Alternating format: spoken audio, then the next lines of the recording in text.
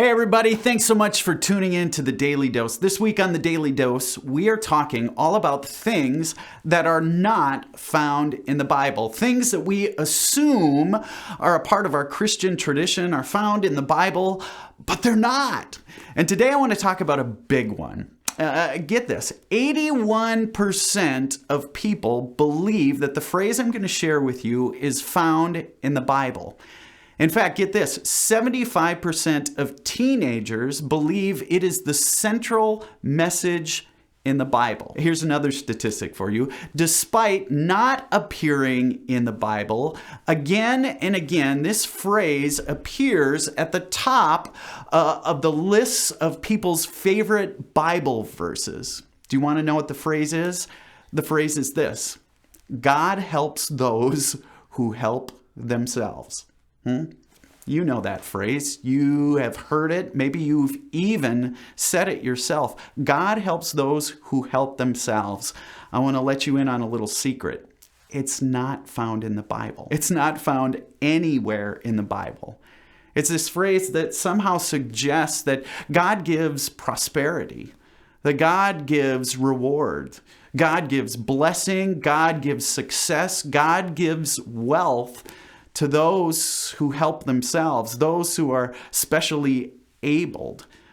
And of course, the converse, we believe, is true, that those who don't help themselves don't get God's blessing.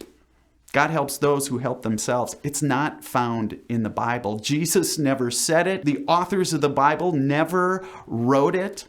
In fact, the only place I could find where there's any sort of grounding for that phrase is Benjamin Franklin. He was known for both writing it and saying it. But here's what I want to let you know. Maybe Benjamin Franklin was a really great president, but he wasn't a good theologian. Because God helps those who help themselves. It's not found in the Bible. And so here's what I want you to do. I want you to erase that phrase from your memory because it contradicts everything that this good book of ours says about this God of ours and how this God of ours relates to people like you and people like me. I'm going to share a few phrases that maybe bring light to that. First off, in Psalm 73, we hear these words: "My flesh and my heart may fail, but God is the strength of my heart and my portion forever." It's about a God who meets us not when we help ourselves, not in our strength, not in mustering up the ability to conquer whatever, but we have a God who meets us in our weakness. Psalm 120, you hear these words. In Psalm 120, verse 1, we hear, "I call on the Lord in my distress, and he answers me." A God who meets us, not in our strength, but in our weakness.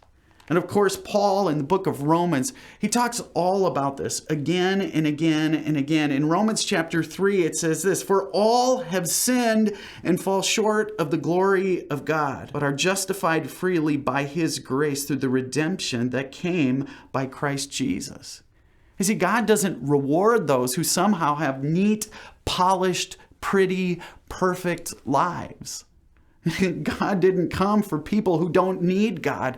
God came for those of us who know the real pains and know what it's like to hurt in this world. In Romans chapter 5, "But God demonstrated his own love for us in this: while we were still sinners, while we still fell short, Christ died for you and Christ died for me." Later, Paul writes more. He writes in chapter 8, verse 26 of the book of Romans, "In the same way, the Spirit helps us in our weakness. We do not know what we ought to pray for, but the Spirit himself intercedes for us with groans that words cannot express." Okay, here's your challenge for today. That phrase, "God helps those who help themselves," I want you to hit delete on that. I want you to erase it.